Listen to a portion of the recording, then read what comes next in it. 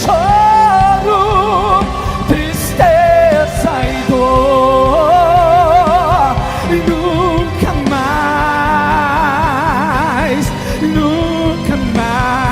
não haverá mais noite ali, não haverá nem o clamor. Verei os olhos de Jesus e tocarei seu corpo, enfim, e não haverá mais noite ali, não haverá nenhum clamor. Verei os olhos de Jesus e tocarei seu corpo, enfim.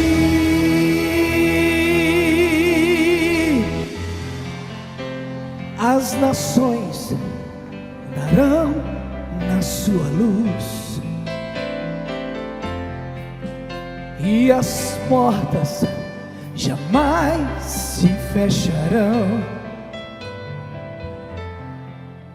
A cidade é de ouro puro,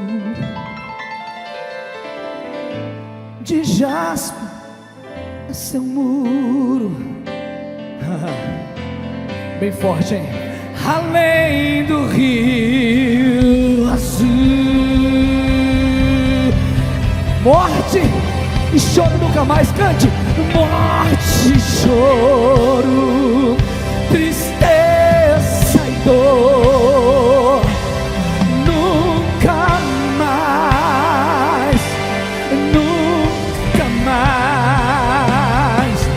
Morte e choro, tristeza e dor, nunca mais, nunca mais. Morte e choro, tristeza. Levanta a mão e diga: nunca mais, nunca mais.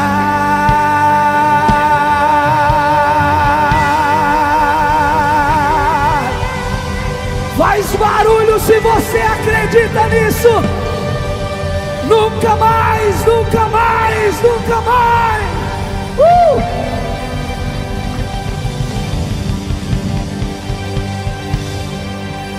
Além do rio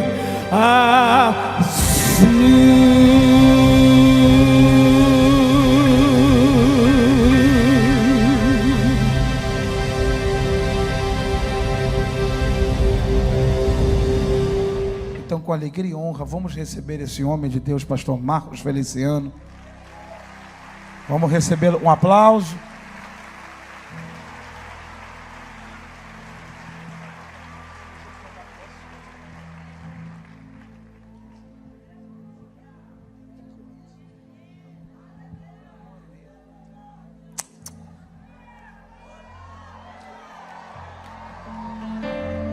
Aleluia.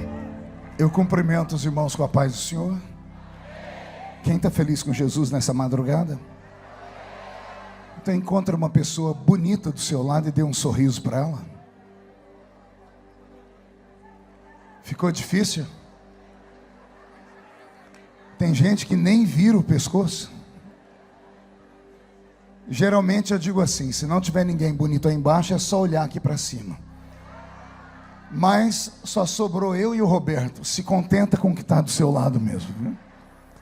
Uma alegria poder estar aqui nessa madrugada com os irmãos. Por mim, se a vigília acabasse agora, eu já voltaria para casa cheio de Deus. Eu já recebi orientações do céu, minha alma já está preparada. Os louvores fizeram com que Deus dançasse com a igreja nessa noite. Mas me foi confiada a oportunidade de trazer uma palavra e eu não posso negar Quero louvar a Deus pela vida do pastor Eliel, meu amigo de longa data. Pastor Gesiel Nunes, o Gesiel Lima, que é o irmão dele, que estava ali, foi arrebatado, né? Quero cumprimentar o pastor Odilton, amigo de longa data também, quando nossos cabelos ainda eram pretos, né? Eu vi aí o pastor Torquato também. Cadê o pastor Torquato? Está ali. Você está pela metade só, né? Que a última vez que eu vi, ele estava mais fortinho, né? Ele falou que foi quanto embora? 40 quilos embora. Ele perdeu 45. Alguém encontrou, né? Ele perdeu e alguém achou por aí, né? Eliel, muito obrigado pela oportunidade, tá? Ao pastor Silas Malafaia, o profeta da nossa geração, um homem que Deus levantou para ser uma voz profética para o nosso tempo. Que Deus o proteja e proteja todo o ministério da ADVEC. Abra sua Bíblia comigo no livro de Atos dos Apóstolos. Atos, capítulo de número 3.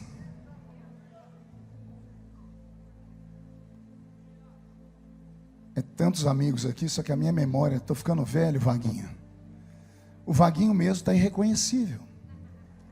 A última vez que eu vi o Vaguinho, ele era um templo do Espírito Santo. Agora ele está parecendo uma catedral do Espírito Santo. Rio de Janeiro tem isso, é comida boa, né, Vaguinho? Mas você tem altura, não dá nem para perceber. Se sou eu, o sangue de Jesus tem poder, né? O moço que cantou aqui agora com um testemunho tão bonito, Deus te abençoe, viu?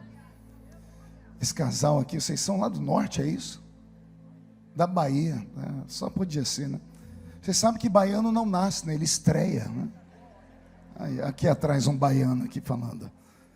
Atos capítulo de número 3, quem encontrou diga amém. Pedro e João subiam juntos ao templo à hora da oração, a nona. E era trazido um varão que desde o ventre de sua mãe era coxo, o qual todos os dias o colocavam à porta do templo chamada Formosa, para pedir esmolas aos que entravam. Ele, vendo a Pedro e João que iam entrando no templo, pediu que lhe desse uma esmola. E Pedro com João, fitando os olhos nele, disse: olha para nós. E olhou para eles, esperando receber deles alguma coisa. E disse Pedro: não tenho prata, nem ouro, mas o que eu tenho, isso eu te dou. Em nome de Jesus Cristo, o Nazareno, levanta-te e anda. E tomando-o pela mão direita, o levantou. E logo seus pés e tornozelos se firmaram. E saltando ele, pôs-se em pé. E andou. E entrou com eles no templo, andando e saltando e louvando a Deus. Amém, igreja? Feche a Bíblia, coloque no banco, na cadeira, e pegue na mão da pessoa mais perfumada do seu lado. Eu tentei bonito, não deu certo. Perfumado deve ter alguém ainda, isso. Agora aperte a mão dessa criatura com carinho até ela falar aleluia. Pentecostal que não faz barulho, está com defeito de fabricação. Vamos orar? Senhor, estamos em uma vigília. E mais uma vez levantamos a nossa voz em oração. E nós entendemos que dentro de alguns minutos, e esta linda igreja, mais uma vez, ficará pequena para o tamanho da glória que o Senhor vai mandar do alto dos céus. Os que vieram tristes começarão a saltar de alegria. Os que vieram se arrastando não voltam para casa se arrastando. Hoje voltarão voando nas asas de um novo tempo. E antes que eu comece a revelar os seus oráculos, os seus segredos, cerque esta igreja com a sua glória. E num raio de 5 quilômetros, onde houver um demônio alojado, eu dou a esses demônios segundos para sumirem da penha. Porque se não sumirem, serão queimados pelo poder da sua glória que aqui será derramada. Rasgue os céus sobre nós nesta madrugada. Manda anjos de fogo descerem aqui. Que estes anjos desçam trazendo brasas de fogo nas mãos. Comecem a esparramar estas brasas entre nós. E onde houver um crente cheio do Espírito Santo, pega ele, Jesus, toma ela nas suas mãos. Mas faz isso agora. Agora, agora, agora, meu Senhor. Teramassuri de Candoroba Xarabacandarabacarabarras. Fala conosco. Fica conosco. É o que eu te peço agora em nome de Jesus. E toda a igreja diz. Os que podem, tomem o seu assento aplaudindo a Jesus, porque Ele é bom, porque Ele é maravilhoso. Deus está aqui. Querida igreja, noiva do Cordeiro, simpatizantes da nossa fé, amigos, irmãos que vieram de perto ou de longe para esta vigília, bem fez você em vir, porque Deus tinha um encontro marcado com você aqui. Eu não acredito em reuniões normais. Eu acredito em reuniões onde o sobrenatural pode se misturar com aquilo que é natural. Eu prego há muitos anos. Eu prego desde os 13 anos de idade. E hoje eu tenho 50 anos. Eu disse agora há pouco ali em Realengo, não sei se o pastor Renato está por aí, lá na igreja dele. Eu disse que eu tenho 50 anos de idade, estou com um rosto de 60 e o corpinho de 70. Hahaha, porque não é você, bocó. Né? Só Jesus sabe como os dias têm sido pesados. Mas eu também disse que desde a minha infância até os dias de hoje, eu não trago na minha memória nenhuma lembrança de um culto que Jesus tenha faltado à reunião. 4 pessoas entenderam, vou tentar melhorar. Eu quis dizer que desde criança até os dias de hoje, eu não me lembro de um culto que Jesus tenha sequer chegado atrasado à reunião.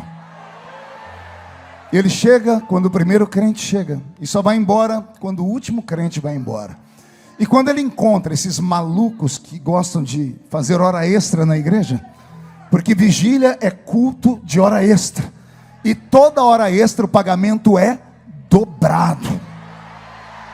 Quando ele encontra esses malucos, ele permanece ao lado deles até o sol raiar, até eles se atracarem com o próprio Deus numa briga, até Deus mudar o nome deles, até Deus colocar uma marca, para que a pessoa saiba que ela é um príncipe, uma princesa de Deus. Pregando desde criança, e eu já preguei em todo tipo de culto. Imagine um culto aí, eu já preguei nele. Culto de criança, culto de adolescente, culto de jovem, cultos de círculo de oração, escola bíblica, escola de obreiros, convenção, congresso juvenil, tudo. Já preguei em todo, já preguei até em velória, né? Não, já preguei em tudo quanto é culto. Mas nenhum culto que eu tenha pregado, ele se assemelha a um culto de vigília. Porque a vigília não é culto para gente normal. Com todo respeito, já não vai ficando bravo comigo, culto de vigília é para gente doida. É para gente maluca. É para gente que faltam uns parafusos na cabeça. Imagine, sexta-feira entramos no sábado, as pessoas normais estão dormindo uma hora dessa. Ou no mínimo estão em casa, deitados na sua cama, ou lá no seu home, assistindo um corujão. Só vem para uma vigília quem cansou de ver coruja na vida. Querem ver a pombinha do Espírito Santo voar sobre a vida delas. Como vigília não é culto para gente normal, esses anormais que vêm para a vigília merecem mensagens anormais. E eu vou pegar algo hoje aqui, que eu não sei se você vai gostar, também não me importo muito com isso, mas se você conseguir entrar comigo na mesma vibe, na mesma unção, a sua vida vai ser outra quando esta vigília terminar. E eu não me responsabilizo quando você sair pelas portas da DEVEC e sair andando pelas ruas do Rio de Janeiro, e a sua sombra tocar um paralítico e o paralítico andar. Eu não me responsabilizo se você chegar em casa daqui a pouco e quando abrir a porta da sua casa começar a cair panela, janela batendo, parecendo filme de poltergeist. Eu não me escandalizarei se ficar sabendo que quando você entrou na sua universidade na segunda-feira e deu boa noite para sua amiga, boa tarde para seu amigo, ou bom dia para sua professora, eles caíram endemoniados do seu lado. Não vou me escandalizar, porque a proposta para esta madrugada é que Deus vai virar a sua vida do avesso. E só quem crê nisso agora não dá um grito, não, dá um berro de glória a Deus daquele tamanho assim. Pronto. Agora que eu te encontrei, vem comigo. Roberto, mude a música, por favor. Eu li com vocês um texto muito conhecido. Aliás, até senti uma certa frustração nos irmãos quando me viram ler Atos capítulo 3, porque para muitas pessoas é um texto comum, é um texto que é pregado de segunda a segunda em todas as igrejas. É uma história linda, uma história verídica. Não é uma história, é uma história. Aconteceu de fato, está aqui na Bíblia Sagrada. Só que essa história mudou a minha vida há algum tempo atrás. Tem pelo menos uns 8 meses que eu venho meditando nesse texto, porque ele entrou dentro da minha mente de uma maneira diferente, pastor Odilton. E pregadores sabem do que eu estou falando. Existem horas que textos da Bíblia saltam. Os nossos olhos olham para ele, já passamos a olhar por ele 30, 50 vezes, Gisiel. Mas tem vezes que o texto salta. E você é atraído para ele. Quando isso acontece, eu sei que é Deus querendo dar uma revelação profunda. E esse texto tem moldado o meu caráter. O que eu tenho aqui? Eu tenho uma história que poderia ser comum, uma história que se repetia todos os anos. Pedro e João, no tempo de festa, pós-Páscoa, indo ao templo, para um culto de adoração a Deus, entregar a sua oferta. Os cultos naquela época não tinham pregações como temos hoje. Às vezes alguém numa sinagoga se levantava e lia um pergaminho, lia um texto e sentava. Mas aqui é um templo, o templo famoso de Jerusalém. Um templo cercado de muitas portas. E a Bíblia Sagrada faz questão de dizer que Pedro e João chegaram naquele templo e entraram pela porta chamada Formosa. Por que eles entraram por ali? Porque era costume deles, todos os anos, irem naquele mesmo culto para um culto de ação de graças. E possivelmente, indo ali ano após ano, eles vão encontrar sentados naquela porta a mesma pessoa do ano anterior, do ano posterior. Se vasculhássemos a história inteira, quando você chegar em Atos dos Apóstolos capítulo 4, saltando para o capítulo 5, a Bíblia vai dizer que o paralítico, ele tinha mais de 40 anos. Possivelmente entre 12 e 15 anos ele recebeu um alvará para poder colher esmolas na porta do templo. E era só naquela porta, porque haviam várias portas. Cada porta tinha um dono. Em uma porta tinha um cego, em uma outra porta tinha possivelmente um leproso, com uma plaquinha escrito aqui, imundo, para ninguém chegar perto dele, mas de longe jogaram uma moedinha numa espécie de gasofilácio. Pedro e João entravam ali sempre. Pedro e João eram sócios de uma embarcação de pesca. Os irmãos vão se lembrar que Jesus, quando chamou os dois. Sabiam que eles trabalhavam juntos. Então eles eram acostumados, como amigos, irem naquela mesma igreja, ano após ano, sempre depois da Páscoa, para um culto de ação de graças. E eles sabiam que ia encontrar naquela mesma porta, na porta chamada Formosa, um homem, o mesmo paralítico de sempre, o mesmo homem que pedia esmola todos os anos. Pedro e João sempre tinham alguma coisa para dar, ou nem sempre. Às vezes o que tinham era só para doar dentro do templo, não sobrava para dar ao pedinte de esmola. Mas a Bíblia Sagrada diz que nesse ano é um ano diferente. Porque Pedro entrou nessa mesma igreja o ano anterior e não aconteceu nada. Um ano antes, nada aconteceu. Sabe Deus, se 10, 15, 20 anos entrando ali, vendo aquele mesmo paralítico, sempre dando a eles uma esmola ou não. Nesse ano, quando Pedro passa pelo paralítico, o paralítico, como sempre, estende a mão e pede uma esmola. Pedro olha para João, que olha para Pedro, e ambos não têm uma oferta para dar ao moço. Era só eles disserem, nós não temos oferta, e entrar para dentro do templo. O paralítico era acostumado a ouvir esse tipo de palavra. Mas nesse dia Pedro faz algo estranho. Pedro para um paralítico que está olhando para ele, porque o paralítico pediu esmola, então não tem como ele pedir esmola sem estender a mão. Ele está olhando para Pedro, me dá uma esmola. Aí a Bíblia diz que Pedro fala assim, olha para nós. Eu achei estranho, porque o paralítico já estava olhando para eles. Ele estava pedindo esmola para ele. Ele já estava olhando para eles. Mas Pedro dá um grito, olha para nós. Aquele grito não era para o paralítico. Ele apontou para o paralítico, mas aquele grito era para todos os que estavam entrando em todas as outras portas. 12 portas dentro do templo. Haviam 11 portas onde as pessoas estavam entrando. O templo já estava cheio de pessoas. Quando Pedro grita, olha para nós, a igreja toda olhou para ele. As pessoas que estavam entrando olharam para ele, porque ele chamou a atenção deles com um grito.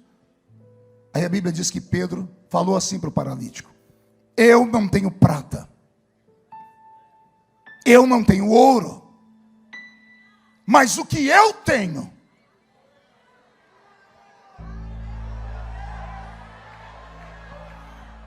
As pessoas estão olhando para ele. Poxa, o paralítico só quer ouro ou prata, ou comida.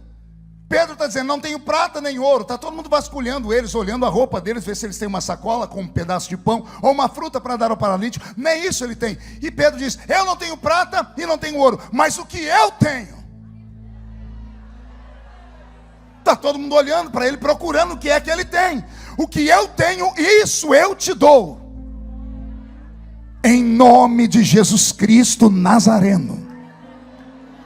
Levanta e anda.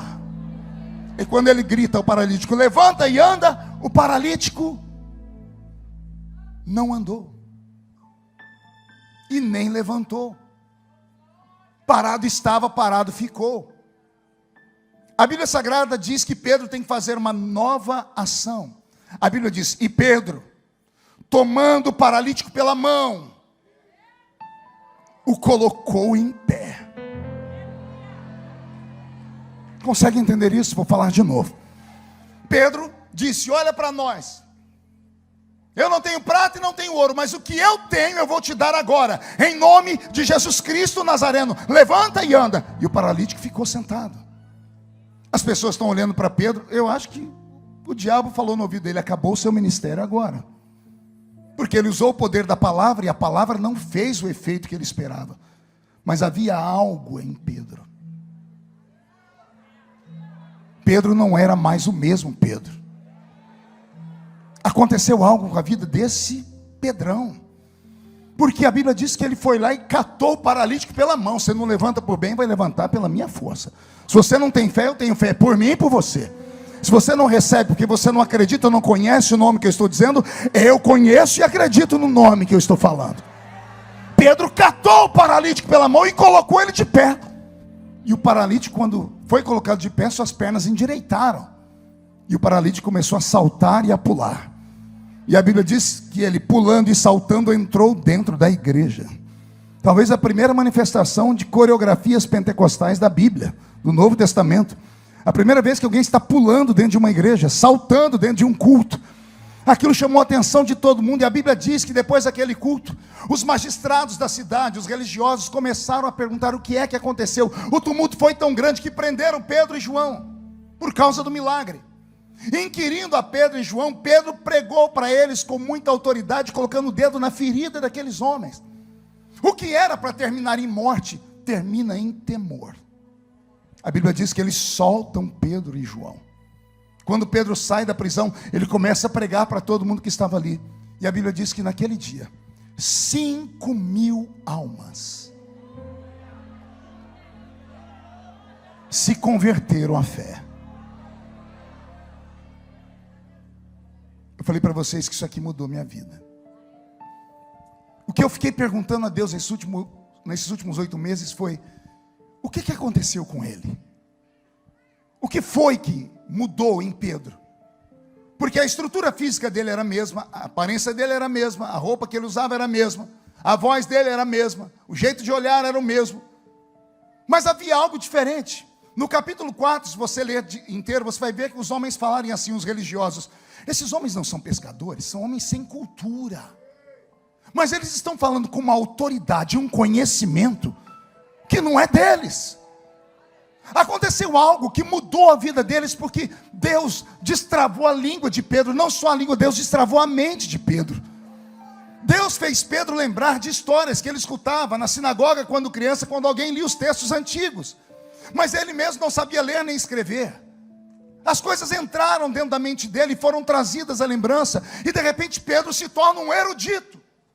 Da noite para o dia, o pescador se torna um erudito. Da noite para o dia, o Pedro da espada escondida na cintura cura paralíticos. Da noite para o dia, o Pedro que negou Jesus diante de uma vendedora de púrpura, na noite em que Jesus foi traído, agora ganha 5.000 almas. E isso no segundo culto. Pergunte por quê, pastor? Porque se você voltar 2 dias antes, ou 1 dia antes, você vai ver Pedro pregando de novo. E ele prega um sermão e 3.000 pessoas se convertem. Vou falar de novo. Um único sermão. E ele tem 3.000 pessoas na frente dele convertidas. Aí Pedro prega o segundo sermão, e com 2 mensagens, ele tem 8.000 membros. 8.000 pessoas. A Deverc tem capacidade para 6.598 pessoas sentadas. Pedro ganha essa multidão que está aqui, e mais 2.000 pessoas que não caberiam aqui dentro, com 2 sermões. Não foram sermões de horas. Não foi um sermão daquele eloquente que arranca tatu da toca e sabiá do toco, não. Havia algo nele. Havia algo nesse Pedro que mudou ele. Que mudou o jeito de falar, que mudou o jeito de pensar, que mudou o jeito de olhar, que mudou o jeito de tocar. Pedro estava possuído. Vou falar de novo e não se assuste. Pedro estava possuído. E se você pegar o dicionário brasileiro na linha do Aurélio, se você ler possessão, vai estar escrito lá: possessão, quando um espírito maligno toma alguém. Alguém tem que falar para os escritores desse dicionário que o Espírito do Senhor também se apossa. Está lá na Bíblia Sagrada. Lembra de Saul, quando recebe as ordens de Samuel para ser o primeiro rei de Israel? Ele diz: você vai sair daqui, vai encontrar um grupo de homens que vão subindo a Deus com saltérios e harpas. Eles estarão profetizando, e o Espírito do Senhor se apossará de ti, e te transformará em um outro homem. Pedro estava possuído. E essa possessão em Pedro se deu 2 dias antes desse episódio aqui, lá no capítulo 2, quando Pedro estava dentro de um cenáculo. Cenáculo não é igreja, não é sinagoga, é a sala de uma casa. A casa de um crente rico de Jerusalém, que recebeu as 500 testemunhas para quem Jesus apareceu por um período de 40 dias na sua ressurreição, e marcou um encontro com eles ali, dizendo a eles: ficai em Jerusalém, até que do alto sejais revestidos de poder. Se voltássemos um dia antes, em Atos capítulo 1, nós veríamos Jesus ali, antes de ir ao céu, olhar para eles e falar: vai descer sobre vocês a virtude do alto. E quando essa virtude vier sobre vocês, vocês vão ser testemunhas em Jerusalém, Samaria, Judeia e até os confins da terra. Se você voltar antes do capítulo 1 de Atos, lá em João capítulo 20, 21, você vai ver Jesus tendo um encontro com 11 discípulos. Entre eles está Pedro. E Jesus olha para eles em certo momento e faz assim. E diz a Bíblia: tendo soprado sobre eles, disse: recebei o Espírito Santo. Eu tenho uma proposta para esta madrugada. A proposta é que você pare de olhar para as coisas naturais. É que você pare de pensar nos problemas materiais que te trouxeram até essa vigília. Porque para você pagar um preço, vigilhando, numa madrugada como essa, para você sair da sua casa, da sua zona de conforto, e vir para cá, nessa peregrinação, para você vir aqui e renunciar uma noite de sono, e ficar aí lutando contra a sua carne, porque não é fácil ficar acordado, depois de um dia de trabalho, é porque tem algo que anda te atormentando. E como profeta eu vou dizer a você: foi Deus quem fez com que isso acontecesse na sua vida, para te trazer nesta madrugada para cá. Só para te mostrar que esse problema que você está passando, na verdade não é um problema, é como uma peça de quebra-cabeça da sua vida, que Deus escondeu ela no bolso, e você veio em busca dessa peça. É o Senhor te dizendo: você veio buscar uma coisa, mas eu tenho outra para colocar nas suas mãos. Eu não estou pregando para um grupo de pessoas comuns, eu estou pregando para crentes pentecostais.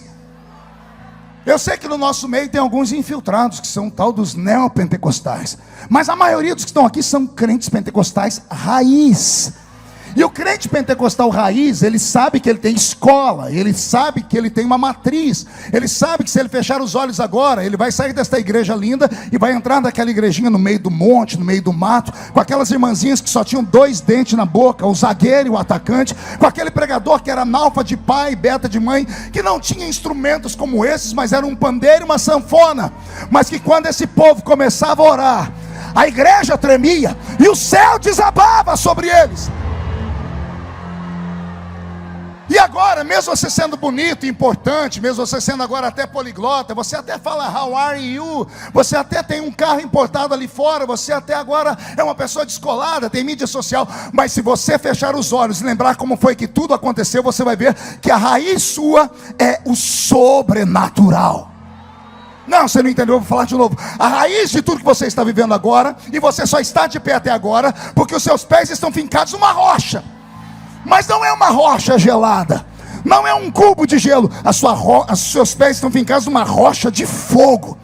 Você é um crente do mistério, você é um crente do manto da revelação. Eu sei que vai ter gente que vai falar que isso para você é clichê, que você não deve acreditar nisso, que isso é coisa do passado. E para esses Sambalates e Tobias, eu tenho um dedo em riste apontado para eles: não apague o fogo que Deus acendeu um dia, porque o fogo arderá sobre o altar e não se apagará.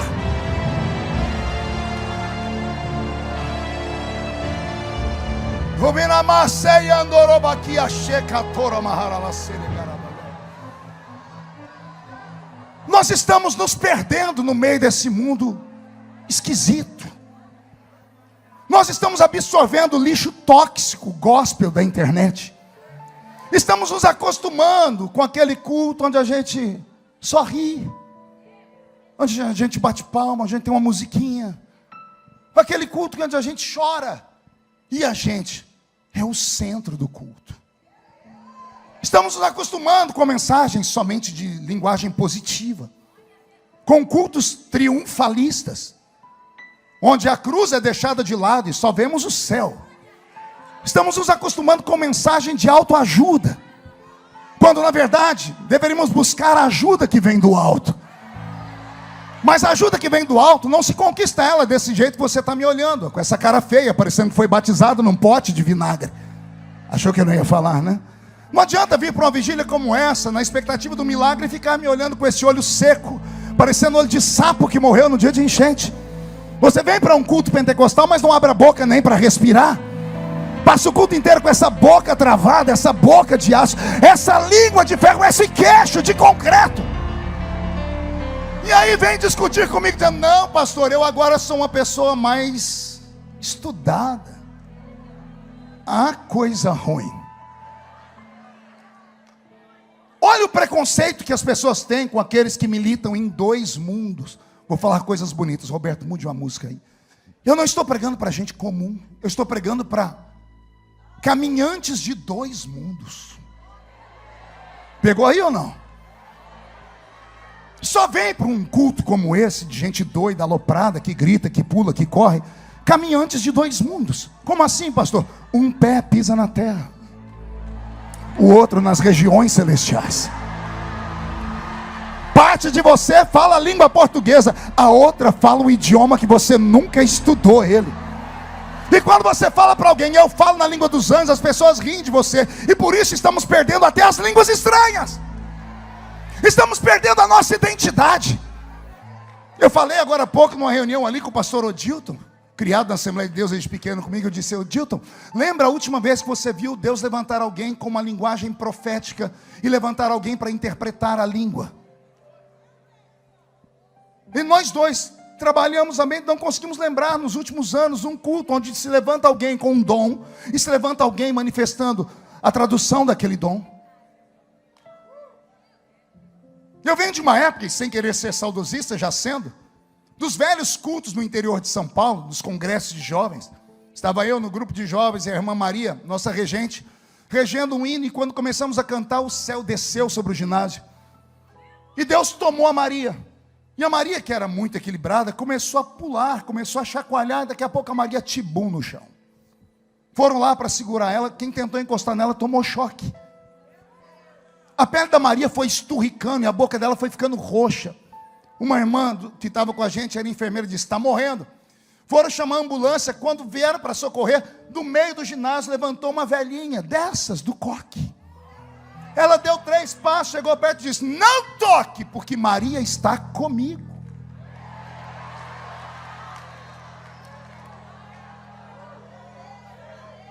Pergunte se alguém duvidou da velha. Pergunte se alguém chamou ela de esquizofrênica, de maluca. Pergunte se chamaram para ela a camisa de força. Aí todos recuamos. O pregador não conseguiu pregar, Maria ficou esticada no chão. Isso era 7:30 da noite. 3 horas da manhã, Maria volta. Ela foi voltando, a cor dela foi voltando, a boca dela foi ficando rosada. Quando ela voltou em si, ela deu um grito que o ginásio quase caiu no chão. Ela começou a chorar. Pegamos ela, colocamos num carro, levamos para casa. Ela não dormiu a noite inteira chorando, aos gritos, a semana inteira. 2 meses, Maria não mudava. 3 meses, e o pastor foi chamado da casa dela, porque Maria não queria mais comer nem beber. E o pastor falou, por que você não quer comer nem beber? Ela disse, eu quero voltar. Ele falou, para onde? Lá onde eu fui. E o pastor disse, você foi aonde? Ela disse, eu fui no céu. Eu vi Jesus. Eu vi a casa que eu vou morar. É real, é verdadeiro, eu quero voltar para lá. Que manamassuri de caralava xaramacandara. Aí as pessoas perguntam por que pessoas da minha geração, pode acontecer o que for, pode acontecer o escândalo, pode vir a luta que for, pode levantar 11.000 demônios contra nós, 1.000 cai de um lado, 10.000 cai do outro lado, e a gente não é atingido. Aí pergunte assim para mim, por que, pastor? Só falo se todo mundo perguntar.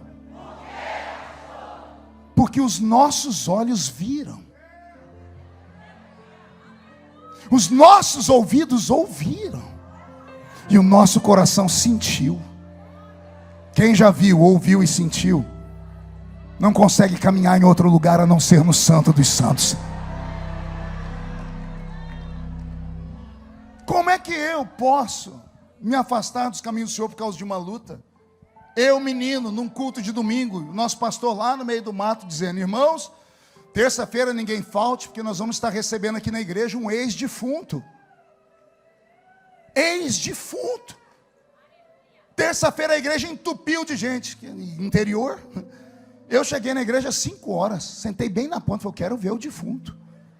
Quando o pastor chegou na igreja com um defunto do lado dele, o homem está parecendo um defunto de verdade, era magro, alto, com a Bíblia aqui no peito, terno preto, gravatinha preta, camisa branca, calvo, meio de bigode. Ele entrou, quando ele foi entrando na igreja, foi dando uma coisa na gente. Eu, moleque, morria de medo de tudo, de assombração, de dormir com a luz acesa. Quando eu vi o homem, eu falei, meu Deus, o defunto está andando dentro da igreja.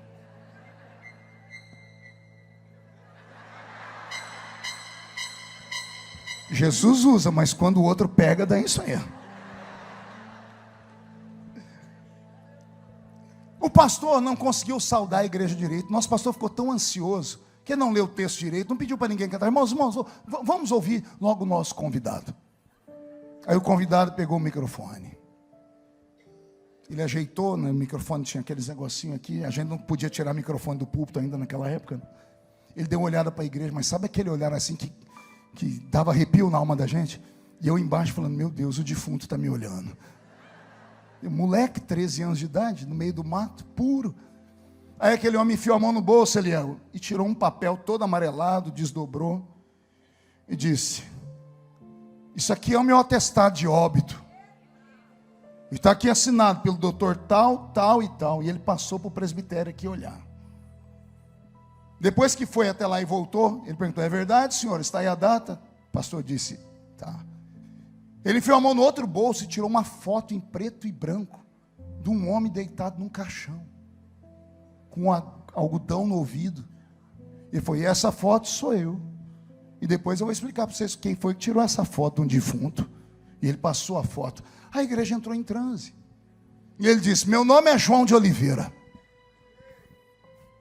Eu morri. Tinha um tumor na cabeça, estourou o tumor, eu morri. E fui para o céu. Quando eu cheguei na porta do céu, estava Jesus, sorrindo para mim, me deu um abraço, não falava nada, e também não me deixava entrar. E ele disse, e eu falei, Senhor, aí é o céu? Ele disse, é. Posso entrar? O Senhor disse, não. Por que eu vou para o inferno? Não. E por que eu não posso entrar? Olha para o chão. Quando ele olhou para o chão, abriu um buraco, e o buraco deu dentro da casa dele. Uma casa de chão batido. um caixão na sala. No canto, uma cadeira, uma senhora sentada na cadeira e 14 crianças ao redor. Ele disse: eu olhei e vi minha mulher, com meus 14 filhos. Abriu a porta e entrou o nosso pastor. Camisa amarrada até aqui, bengalinha e chapéu. O pastor entrou, cumprimentou os poucos irmãos que estavam na casa, olhou o defunto e foi falar com a minha mulher. Ele disse que quando chegou perto da mulher dele, a mulher dele disse assim: ô pastor, pede para Jesus devolver o João. Eu tenho 14 filhos para criar. Como é que eu vou fazer? Ora para Jesus trazer meu marido de volta. Ele disse que o pastor saiu de perto dela, chegou perto do caixão, ia começar o culto de velório, o pastor não deu conta, o pastor ajoelhou, pegou a mão do defunto e começou a orar: Jesus, traz o João de Oliveira de volta. 4 horas orando pelo defunto. Tempo suficiente para esparramar a notícia na cidade. E o repórter da cidade ficou sabendo que os crentes estavam orando por um defunto. E o repórter entrou lá dentro e tirou a foto do caixão. Daí a existência da foto. Ele disse que ficou olhando, olhava para Jesus, Jesus ficava olhando. De repente Jesus olhou para ele e disse assim: João, aquele que está orando lá embaixo chama-se João Colenda. Quem é assembleiano antigo sabe de quem eu estou falando. O pastor que fundou o Instituto Bíblico de Pindamonhangaba, parente da irmã Rebeca, esposa do pastor Samuel Câmara, de Belém. Pastor João Colenda, que orou pelo defunto chamado João de Oliveira, que depois que voltou dentre os mortos, escreveu um livro chamado Milênio, editado pela CPAD aqui no Rio de Janeiro. Milhares de crentes no Brasil ouviram esse testemunho e eu ouvi em loco. João de Oliveira disse que olhou para Jesus, Jesus falou: João, vamos fazer o seguinte, outro dia você volta. E quando ele foi falar por que, ele disse que uma força puxou ele para trás, ele foi arrastado. Ele disse que ele olhava e viu Jesus ficando pequenininho. Ele: Jesus, por que eu não posso entrar aí? E o Senhor Jesus gritou com ele de longe assim: porque a oração de um justo.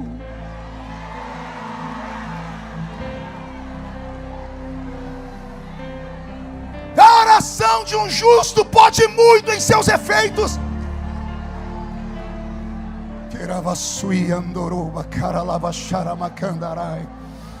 Eu não quero te encher de teologia nessa madrugada, mas eu quero despertar em você um dom, um talento que está à sua disposição. Entrar numa reunião pentecostal não é entrar em uma reunião do Rotary Club, do Lions Club ou da maçonaria. Entrar em uma reunião pentecostal é você entrar em um caminho onde você pode abrir a porta que te levará para uma outra dimensão. O culto começa na igreja, mas ele não termina na igreja, ele termina nas regiões celestiais. Paulo ensinou em uma de suas cartas dizendo: quando vocês se ajuntam nada acontece, mas quando vocês se ajuntam, e uns têm salmos, louvores, e outros têm testemunho, palavra, vocês saem da terra e entram nas regiões celestiais. O que são as regiões celestiais? O ponto de encontro entre o espírito do homem e o espírito de Deus. Nossos pais não sabiam nem da existência desse lugar, mas iam para lá todo culto. Por isso que havia batismo com o Espírito Santo quando se cantava o hino 15 da harpa cristã. Eu sou de uma época que o pastor pegava o sininho e chacoalhava para a gente quietar, mas Jesus está batizando com o Espírito Santo. Ele falava: agora não é hora disso. Mas é batismo, agora não é hora disso. Os pastores tinham que controlar o culto. Como Paulo fazia em Corinto: todos podem profetizar, mas cada um a seu tempo. Pense num lugar onde todos eram profetas, num lugar onde todos eram possuídos pelo Espírito Santo, num lugar onde todos transpiravam azeite. A Assembleia de Deus não cresceu no Brasil por causa de doutores, de anel de formatura, por causa de políticos, não. A Assembleia de Deus cresceu no Brasil por causa de homens e mulheres que viviam mais lá do que aqui. Como eu prego desde criança, eu preguei em todos os estados brasileiros, em mais de 4.000 cidades. Eu nunca encontrei uma igreja como a igreja carioca. Vou falar de novo. Eu já preguei em quase 100 países do mundo. No Brasil, em mais de 4.000 municípios. Mas eu nunca encontrei crentes igual no Rio de Janeiro. Pelo menos de uma safra antiga. O Rio de Janeiro tinha cultos de revelação de manhã, de tarde, de noite. Cultos de consagração. Tem alguém que é dessa época aqui? Tem alguém aí? Pois bem, a maioria de vocês só estão aqui porque foi lá nesses lugares que Deus usou aquela criatura que não sabia ler nem escrever para te dizer: vou eu te tomar pela mão direita e vou caminhar com você pela terra. A maioria dos pastores que estão aqui, que hoje pregam, que hoje tem nome, que tem fama, sabem do que estou falando. Só estamos aqui porque aquelas pessoas que não tinham cultura, que não tinham roupa bonita, que não tinham um carro para andar, mas que quando dobravam o joelho no chão, subiam nas asas de um querubim, iam ver a face adorada do mestre e traziam para nós revelações profundas.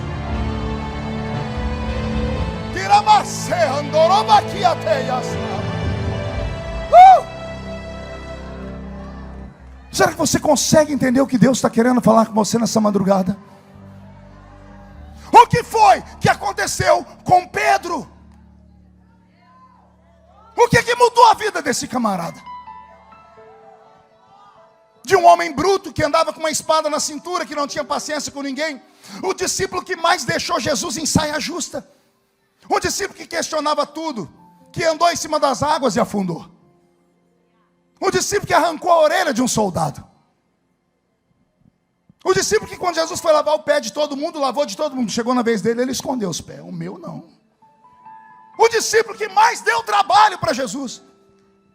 O discípulo que negou Jesus na noite em que ele foi traído 3 vezes. 54 dias depois. Olha ele fundando uma igreja com 8.000 membros. 8.000 membros em 2 cultos. Como foi que isso aconteceu? Aconteceu algo na vida dele. Primeiro ele creu que Jesus disse: fique em Jerusalém. 500 subiram, só 120 ficaram. 380 tiveram a mesma chance, não deram conta de esperar, não tiveram perseverança, não tiveram paciência. Tinham mais a fazer, tinham coisas importantes, tinham outras prioridades. Suas fazendas, seus sítios, suas casas, seus filhos, sua escola. Mas ficou ali dentro 120, quase 120. E foi esses quase 120 que estavam reunidos no mesmo lugar, quando de repente veio do céu um som como de um vento forte e impetuoso, e encheu a casa onde estavam assentados. E foram vistos por eles línguas repartidas como que de fogo, as quais pousaram sobre cada um deles. E todos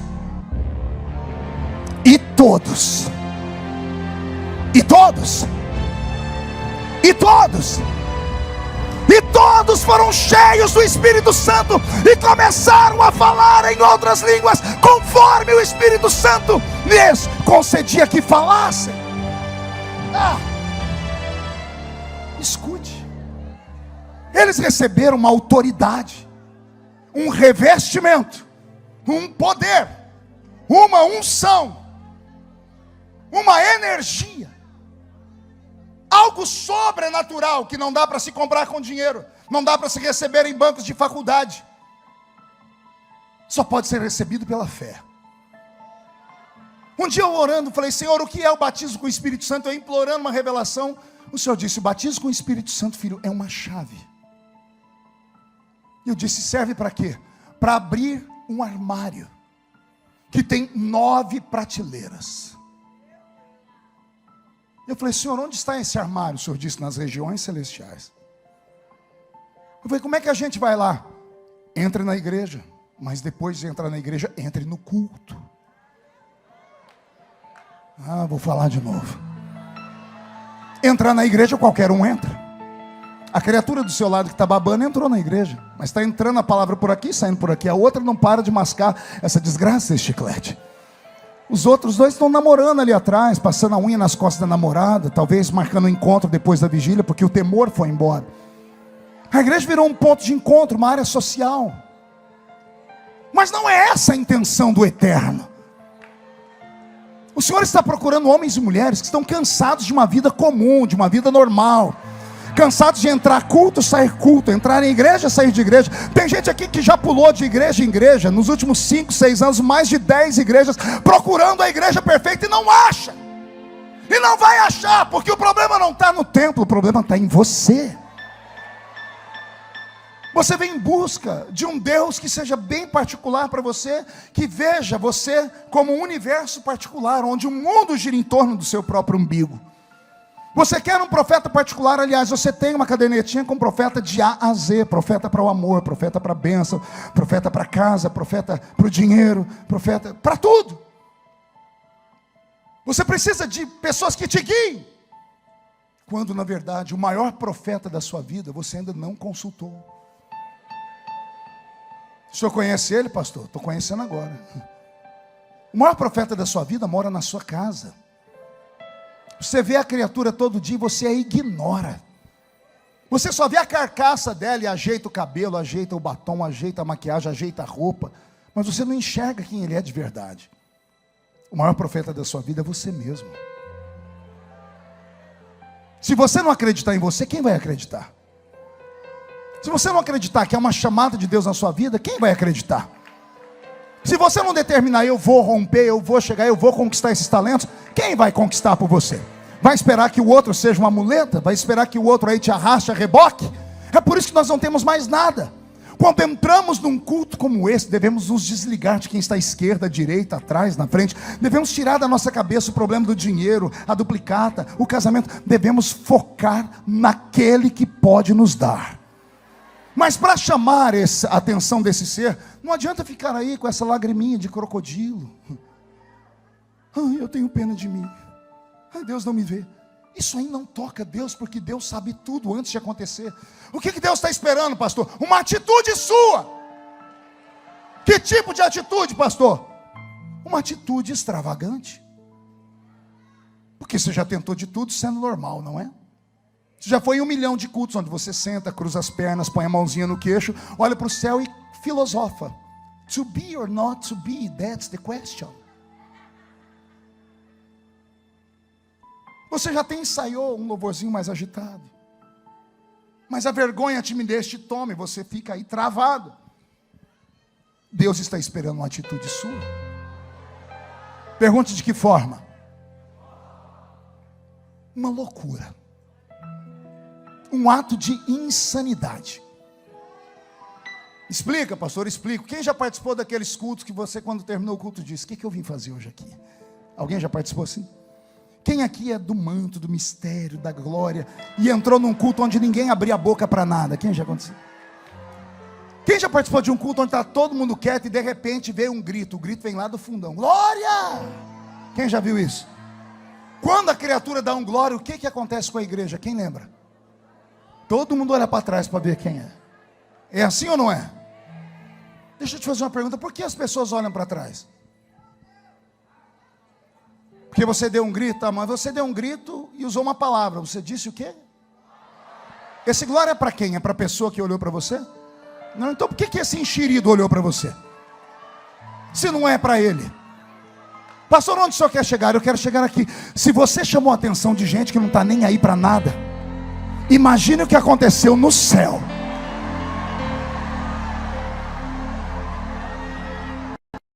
Imagine o que aconteceu no céu. Ei, deixa eu te contar umas coisas. A expansividade do culto pentecostal, a alegria, o fervor, o carisma do Pentecoste, se não bastasse abençoar o nosso espírito, isso é saúde para a sua carne. Eu disse que é saúde para o quê? Muda a música, Bento. Estou eu em Barretos, a terra do peão de boiadeiro. Escuta essa, Eliel. Fui lá como deputado, porque eu mandei uma emenda para o Hospital do Câncer de Barretos. Um dos hospitais de maior número e fluxo de pessoas do mundo. O segundo maior da América Latina. E que lida com gente que está à beira da morte. Chegando lá, o diretor ficou tão feliz que ele me levou para conhecer as dependências. Eu não queria, porque eu sou muito sensível a essas coisas. E você andar num lugar onde só tem gente à beira da morte é muito triste. Você podia levar seus filhos lá, para eles verem o que é a vida de verdade. Aí você dá valor às coisas pequenas da vida. Depois que eu andei por lá, eu fui passando mal, eu falei: doutor, eu não estou muito bem, eu preciso ir embora. Ele disse: não, deputado, deixa eu mostrar para o senhor então uma coisa diferente que nós estamos tendo aqui. Eu disse: o quê? Nós temos aqui um tratamento paliativo novo que estamos ainda estudando para crianças com câncer. E eu disse, e aí? Ele disse, e está funcionando. Eu falei, então eu quero conhecer. Ele me levou numa ala que tinha uma pediatria. Do lado a pediatria normal, ele disse, aqui é a pediatria comum. Ele disse, e aqui é a pediatria onde nós estamos usando o método novo. Ele disse, vou mostrar para o senhor como é a pediatria comum. Na porta tinha uma enfermeira, assim, escrito, silêncio é uma bênção. Eu entendi que era para entrar quieto. Ele abriu a porta, criancinhas deitadas nos seus bercinhos, todos carequinhas, alguns fazendo tratamento de quimioterapia, radioterapia, é uma coisa horrível, o cheiro da morte estava ali dentro. As enfermeiras cuidando dessas crianças. As únicas cores que tinham lá dentro era branco e cromado. O médico pegou o estetoscópio, viu o coraçãozinho delas, e nós saímos dali que eu estava passando mal. A gente tem filho, quando vê isso, a gente pensa no filho da gente. Aí ele falou, deputado, agora eu vou te mostrar o tratamento que nós estamos fazendo. Quando ele botou a mão na porta, já olhei e não tinha nenhuma placa com a enfermeira fazendo assim. Não tinha. Ele falou, olha, o senhor não se escandaliza não, viu? Ele enfiou a mão no bolso e tirou um nariz de palhaço. E o médico botou o nariz de palhaço. Quando ele abriu a porta, ele deu 3 batidinhas, para quem estava lá dentro já sabia que era um sinal, as enfermeiras. Quando ele abriu a porta e se jogou no chão. Eu achei que ele tinha tropeçado, eu fui tentar segurar. Ele falou, não, estou normal. Ele caiu e rolou. As criancinhas começaram a pular no berço, ficaram em pé. As enfermeiras tiraram buzina, tiraram um tamborzinho, um pandeiro e começaram a fazer uma festa. Eu olhei as paredes, não eram brancas, era tudo colorido. As criancinhas fizeram festa, pularam. Aí ele foi, brincou com elas, cantamos com elas. Quando nós saímos dali, ele disse, é isso. Eu falei, o quê? Esse é o tratamento. Eu falei, mas qual é o remédio? Ele disse, alegria, barulho, música, coisa engraçada. Eu disse, qual é o resultado? Ele disse, aqui dentro, 30% das crianças que estão com a mesma doença dos outros do outro lado, estão se recuperando mais rápido. Eu disse, me explique. Ele disse, vou te dizer o meu pensamento, é uma teoria minha. Ele falou, nós temos trilhões de células no nosso corpo, trilhões. E é impossível esses trilhões de células estarem vivas. Todos nós temos uma célula morta, pelo menos. O que é o câncer? É uma célula morta que desperta. E quando ela desperta, ela começa a mandar mensagem para as células que estão do lado. Eu cheguei, eu estou morrendo, vocês têm que morrer comigo. Pode ver, toda pessoa que descobre que tem câncer, a vida dela termina em 3, 4 meses. Porque entra uma amargura, uma angústia. Aí vai para a cirurgia, o médico já avisa a família que a cirurgia talvez não vai dar certo. A pessoa, ela murcha, míngua e morre. Eu digo porque eu enterrei o meu pai com câncer e uma tia minha da mesma forma. 3 meses depois do tratamento inicial, morreram. Porque perdem a vontade de viver. Por que perdem a vontade de viver? Porque a célula morta começa a mandar mensagem. Eu cheguei, vai morrer todo mundo comigo. A pessoa se tranca num quarto, ela passa a ter vergonha, passa a não vir mais à igreja, passa a não querer conversar com mais ninguém, passa a não querer comer, porque a célula morta mandou mensagem para o corpo inteiro vai morrer. Aí o médico disse, quando nós damos alegria para essas crianças, elas começam a pular e gritar, as células vivas cercam a célula morta e dizem, nós queremos viver. Você quer morrer, nós queremos viver. E qual é o sinônimo da alegria ou da vida? A vida é alegria, é dança, é pulo, é grito, é euforia, é fervor. Então escuta o que eu estou te falando. Se você é pentecostal, não tenha vergonha de gritar. Não tenha vergonha de pular, de plantar a bananeira, de sair correndo. Ah, pastor, mas vai incomodar os outros que se lasquem. Eles não pagam as suas contas, eles não vão te visitar quando você está doente. Não morreram na cruz do Calvário por você. Sim, tenhamos equilíbrio, ouçamos a palavra, mas quando o fervor do Espírito vier, dá lugar. Foi assim que a nossa igreja cresceu. O que aconteceu com Pedro? Veio sobre ele um poder, uma autoridade, veio sobre ele uma graça, veio sobre ele uma ousadia. Ah, não fiquei feliz. Dedo de profeta para cima. Nariz da pessoa que está do seu lado, diga ousadia. Diga, Deus quer te dar ousadia. Então reage. Reage. Pelo amor de Deus, reage. Ei, caramaçou, darabachara, bacana, darabaharabas.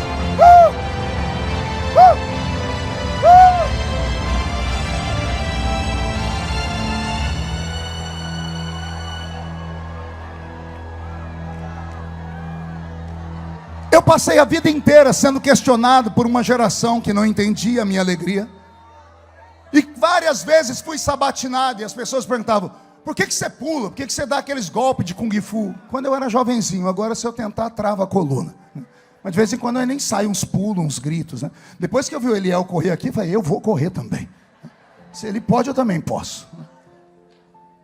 E eu sempre tentava explicar, mas eu não conhecia, porque nós não temos uma teologia pentecostal que é ensinada. O Pentecoste que nós conhecemos é pela experiência. E faltam mestres para nos ensinar. Porque se nós não conhecemos, nós não vamos nunca entender. E o mestre tem que ter paciência de cuidar dos meninos, não é matar o dom. Não é falar uma pessoa quieta, para de pular, envergonhar ela, não. É chamar num canto. E falar: calma, se contenha. Tem pessoas que não vão entender. Com amor se resolve tudo.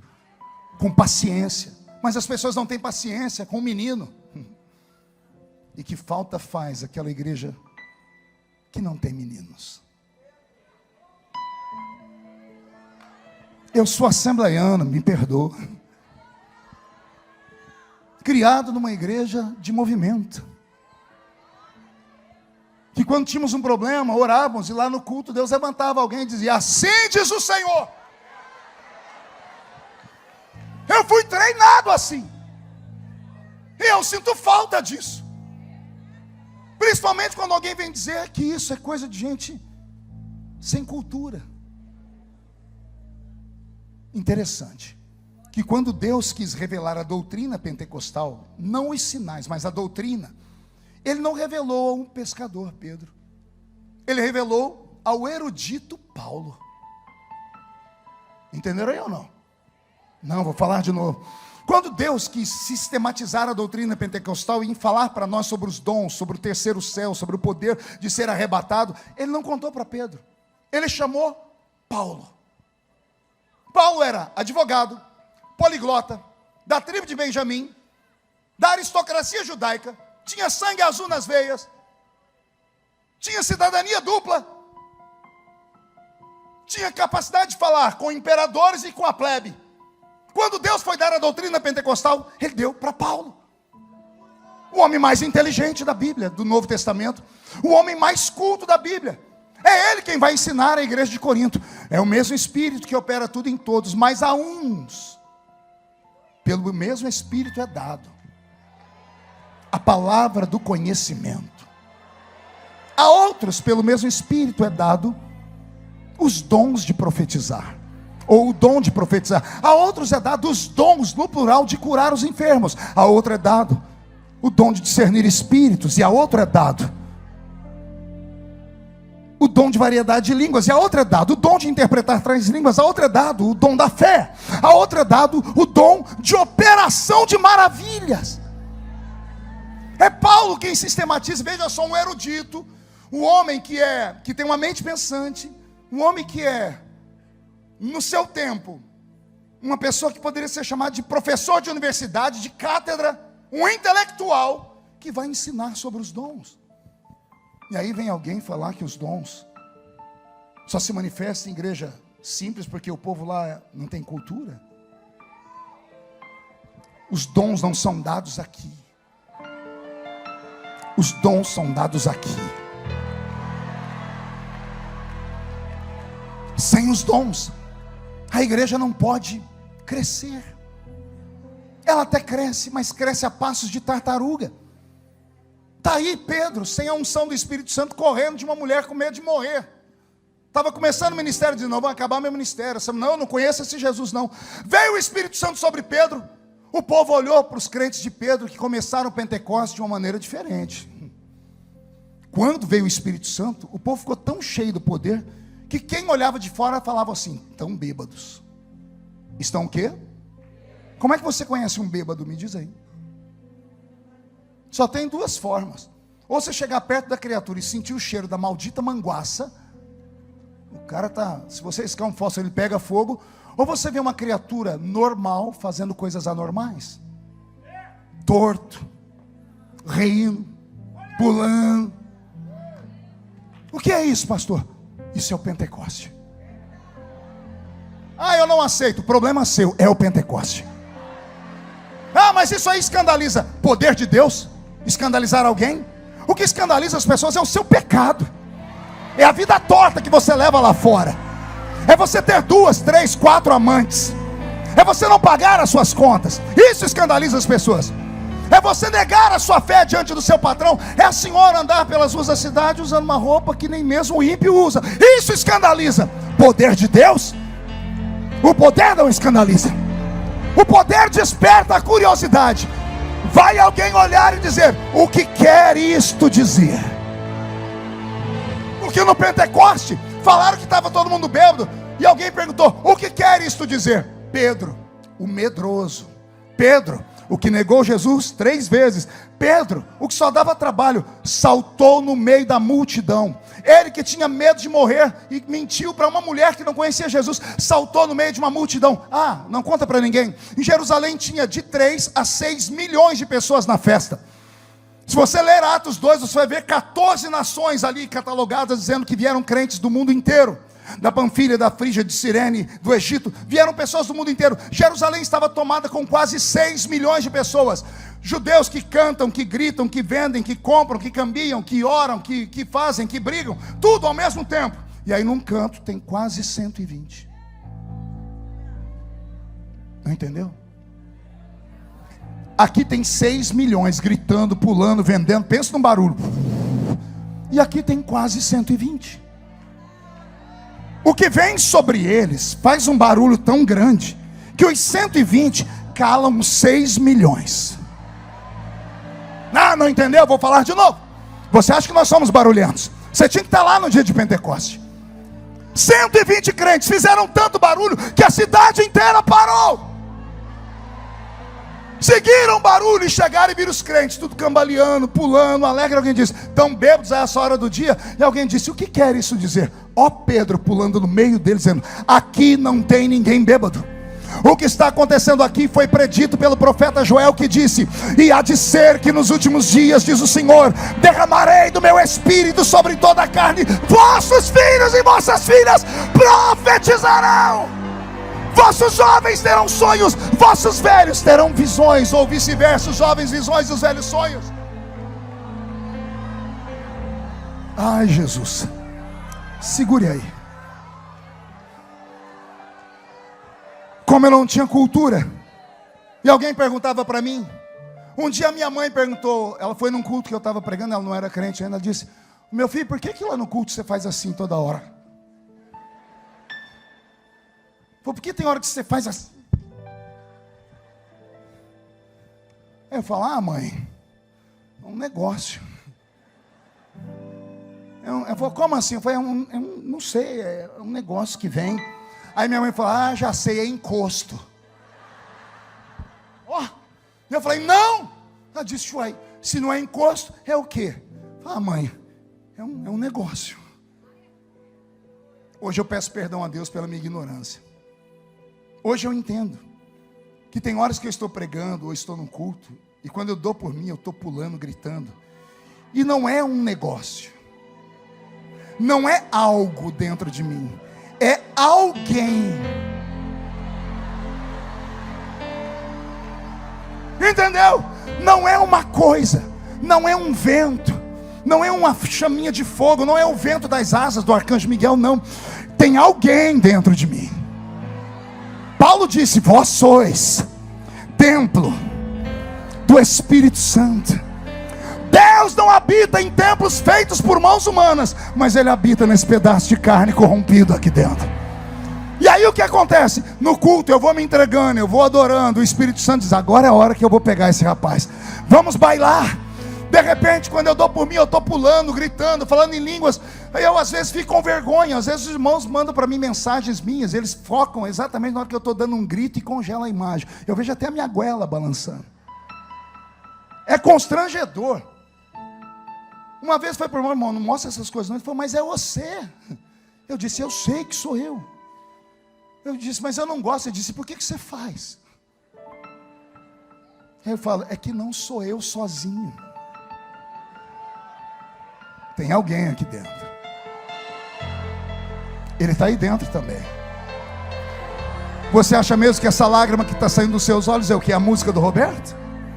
Esse arrepio subindo pela sua coluna, você acha que é o quê? É o ar-condicionado que está frio? Não, é Ele.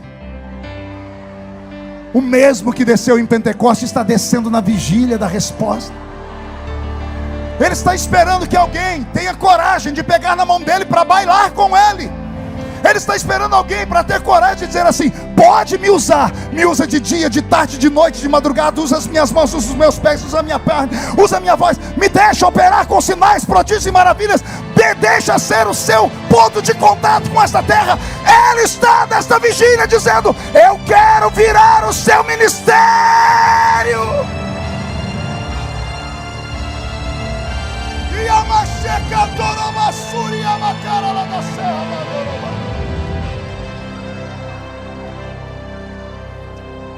Eu estou com meu corpo todo arrepiado.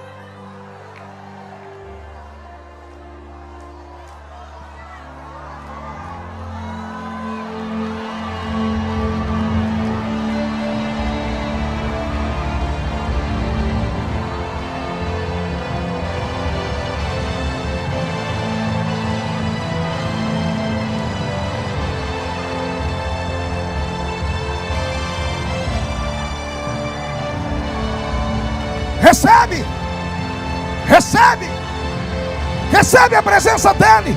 Se tu estás nesta palavra, toma conta desse lugar.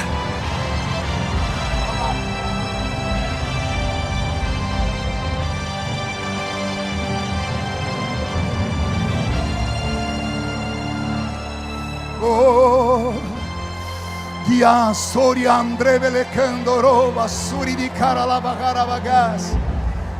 eu quero fazer um desafio. Feche os olhos. Os batizados com o Espírito Santo conseguem falar em línguas?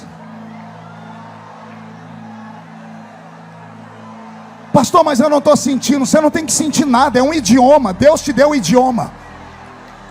Pastor, mas não tem mais nem menos. Paulo ensinou: quando você ora em espírito, a sua mente não entende nada, mas o seu espírito ora bem. Quem fala em línguas não fala a homens, fala direto a Deus. Só Deus sabe, porque em mistérios fala com o Senhor. Deus te deu uma arma, Deus te deu um poder, e você fica falando em Instagram, fica falando em lives, você fica falando com a compadre, com a comadre no WhatsApp, e não fala com aquele que pode resolver o problema. Fale com Deus no idioma dele. Deixa eu ouvir um coral de línguas estranhas na ADVEC. Senhor, os batizados com o Espírito Santo, desperta nele as línguas. Somos pentecostais e acreditamos nos dons. Enche esse lugar.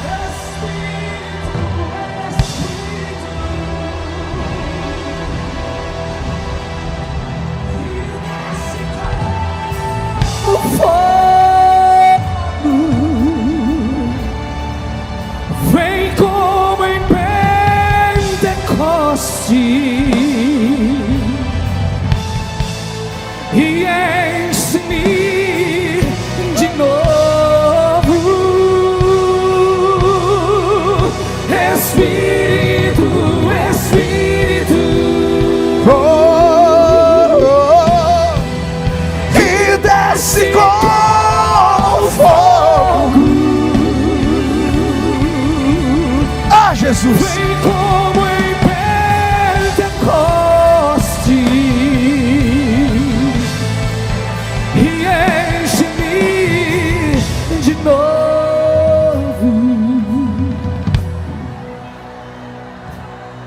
sente aí, sente, senta. É isso, é disso que eu estou falando. Você não faz porque quer, é Ele que se move dentro de você. Pastor, nunca falei em línguas. Seja batizado com o Espírito Santo agora. Como é que eu faço, pastor? Abre a boca e manda a glória para cima. A glória que sobe é a mesma glória que desce. Pastor, eu sou batizado com o Espírito Santo. Eu já vou te ensinar algo, mas dê lugar a Ele. Segura aí, Roberto. Sente.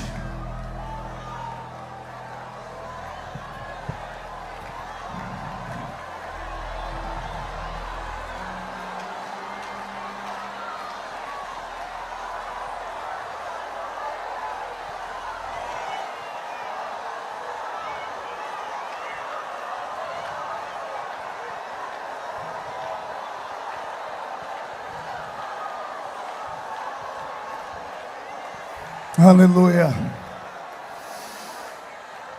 Se assente um minutinho. Vou te explicar por que é que Jesus te batizou com o Espírito Santo. É isso que faltam nos ensinar. É disso que eu estava falando ali agora há pouco, Eliel. O crente recebe o batismo com o Espírito Santo, ele é estimulado a buscar. Ele recebe, Gesiel, e não sabe para que serve. O batismo com o Espírito Santo não é um sinal para mostrar que você é mais espiritual do que os outros, não. O batismo com o Espírito Santo é um presente. Eu recebi de Deus esta informação. Ele me disse: o batismo com o Espírito Santo é uma chave. É uma? Não ouvi, é uma? E serve para quê? Para você acessar um armário que tem 9 prateleiras nele. São 9 dons do Espírito Santo. Dons de poder, dons de elocução, dons que podem metamorfosear, transformar, virar a sua vida do avesso. Somente o crente batizado com o Espírito Santo pode acessar esses dons. Por quê? É a porta de entrada. E o que é que nós fazemos? Entramos numa reunião como essa e interagimos com Deus. Não é só observar, ouvir, prestar atenção. Há um momento de nos entregarmos, de acessarmos informações que não estão aqui. Estão aqui. Eu desafio qualquer pessoa, e olha que esse púlpito recebe os maiores e mais ungidos servos e servas do Senhor do mundo. Eu desafio vocês a sentarem com eles e perguntar como foi que aconteceu. Você nunca vai ouvir alguém falar assim: eu estava lá e veio do nada. Não. Há uma busca. Há um desejo. Há uma entrega. Se você quer coisas de Deus, você tem que estar mais perto dele. Estar mais perto dele implica estar longe das demais coisas. Se você quer ser uma pessoa diferente, você tem que fazer coisas diferentes. Você quer que traga a Deus um avivamento? Aí fica todo mundo chorando. 4 meses atrás, todo mundo no celular chorando, dizendo: olha, há um avivamento no Kentucky. Olha que lindo. O que aconteceu ali? Alguém sabe? Alguém estudou? O que aconteceu para ter aquele avivamento lá nos Estados Unidos há 4 meses atrás? Quem acompanhou isso pela internet? O que aconteceu? Simples. Não foi em uma igreja, foi em uma capela. Embora fosse uma capela cristã, não era a capela de uma denominação religiosa. Não era numa rua, era dentro de uma faculdade, de uma universidade. Subentende-se que qualquer aluno de qualquer religião podia usar aquela capela no horário certo. Budistas podiam entrar dentro daquela capela para fazer as suas rezas. Espiritualistas também. Crentes de todas as vertentes, católicos podiam usar. Só que era hora do recreio, numa universidade moderna, no século 21, nos Estados Unidos da América, onde tudo é livre. Quer vir comigo, perambular pelas repartições da faculdade? Consegue enxergar comigo? Tocou o sino, recreio. Milhares de alunos, não eram crianças, alunos, adolescentes. Um grupinho vai para um canto e sacam de uma bolsa dominós e baralho e vão jogar. Um outro grupo vão para um outro canto e pegam cocaína e vão cheirar. Namoradinhos escondidos nos cantos escuros da universidade vão fazer sexo. Outros vão praticar bruxaria, porque lá tem muita bruxaria nos Estados Unidos da América. Aí um grupo de 6 meninos e meninas. Não tinha diácono, não tinha presbítero, não tinha evangelista, não tinha pastor, não tinha diretora de círculo de oração. Olharam para aquela coisa toda e disseram: gente, vamos para a capela? O que nós vamos fazer? Vamos lá cantar. Não tinha músico. Você não estava lá, Roberto? Nosso guitarrista não estava lá, nosso baterista não estava lá, o contrabaixista não estava lá. 6 meninos, e começaram a cantar. O quê? Um louvor. O louvor deles subiu. Atravessou o céu atmosférico. Atravessou o céu cósmico. E entrou no terceiro céu. Atravessou o portão. Caminhou pelas ruas de ouro. Passou por cima da ponte do rio da vida. Foi até o tabernáculo do Deus vivo. Ao chegar no tabernáculo, o louvor foi transformado. Pergunte, como o senhor sabe? Só falo se todo mundo perguntar. Apocalipse me diz que o louvor não chega no céu em som, em forma de barulho. O louvor sai da terra em forma de barulho, e quando entra no céu, ele é transformado em cheiro. É incenso. A Bíblia diz que os anjos pegam as orações dos crentes, o clamor, e derramam diante do altar. Aí Deus não escuta, Deus faz assim.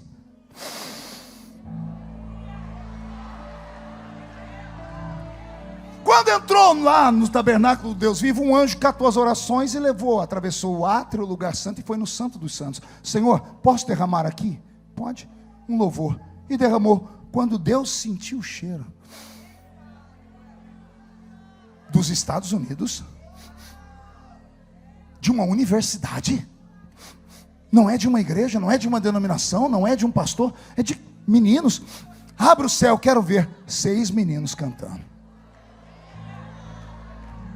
No meio de uma terra podre, no meio de uma terra suja, no meio de uma civilização que não teme mais nada, Deus encontrou um remanescente. E esse remanescente estava dando o melhor que tinha. Um louvor. O Senhor disse, vou habitar ali por um tempo. Eu tive amigos do Brasil que pegaram aviões e foram para lá. Fizeram live dizendo, gente, o negócio aqui está tremendo. Nenhum paralítico andou lá. Nenhum cego viu. Nenhum surdo ouviu. Como foi avivamento?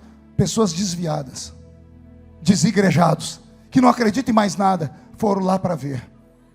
E não saíram mais de lá. Vocês estão entendendo? Olha a multidão que nós estamos aqui. Porque Deus desce lá e não desce aqui?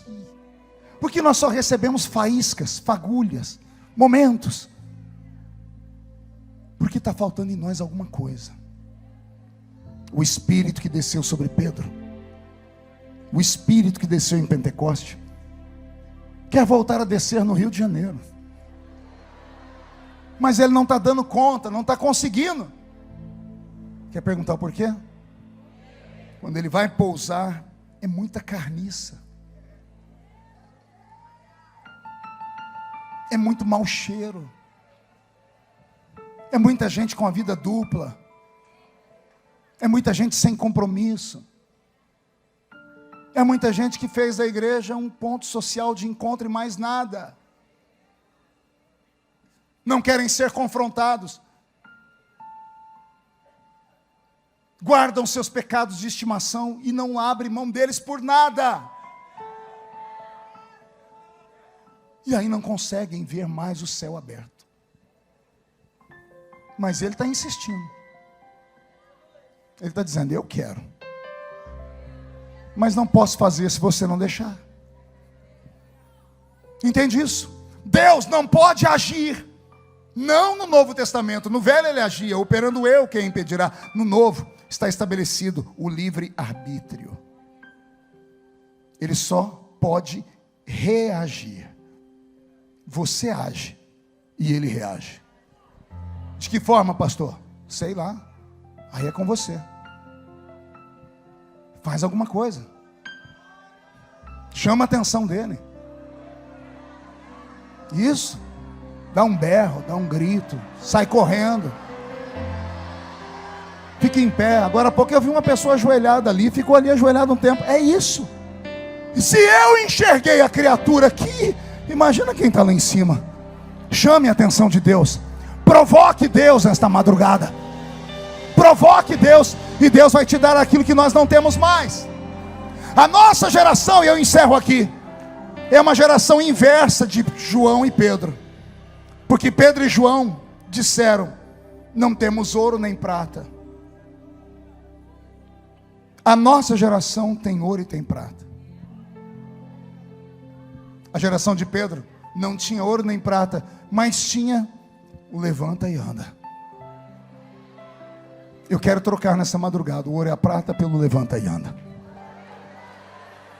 Eu quero ver Deus fazer algo na sua vida tão extraordinário depois dessa madrugada, que daqui a pouco as notícias vão esparramar. Ó, saiu da vigília da DEVEC, fez 2 pregações lá naquela comunidade pobre, já está com uma igreja lá de 8.000 pessoas. Mas como foi? Deu um grito lá, um paralítico andou. Aconteceu algo extraordinário. Deus quer mudar a unção que está na sua vida. Deus quer potencializar. Deus quer ser seu sócio nesta empreitada do Evangelho. Ele precisa de você para poder fazer alguma coisa. Pastor, Deus precisa de alguma coisa nesse tempo, sim. Ele precisa de você. Nós somos o corpo. Jesus é a cabeça, mas a igreja é o corpo. Ele precisa do corpo para quê? Para através da mão tocar alguém, para através dos seus pés pisar em alguém, tomar conta daquele ambiente.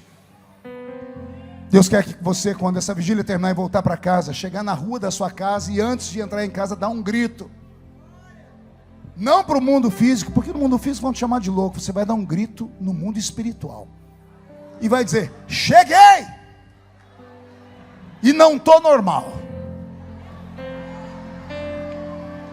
Vai dar ordem, vai sair daqui agora, Zé Pilintra, Eixo Caveira, Tranca Rua, Preto Velho.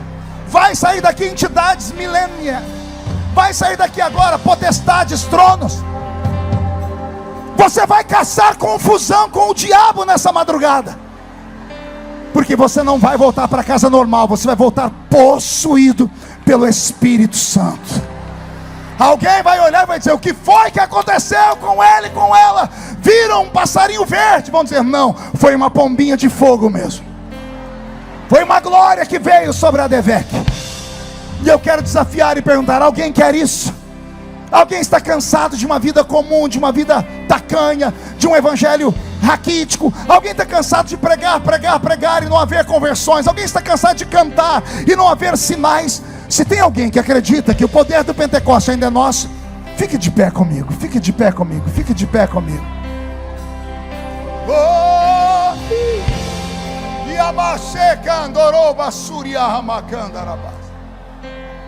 Pastor Eliel, o senhor me dá oportunidade e liberdade para fazer uma coisa aqui? É rápido. Feche os olhos. Eu queria saber onde estão os crentes que foram batizados com o Espírito Santo, falaram em línguas e perderam. Nunca mais falaram. Meses, anos, semanas, ficam buscando e não conseguem receber.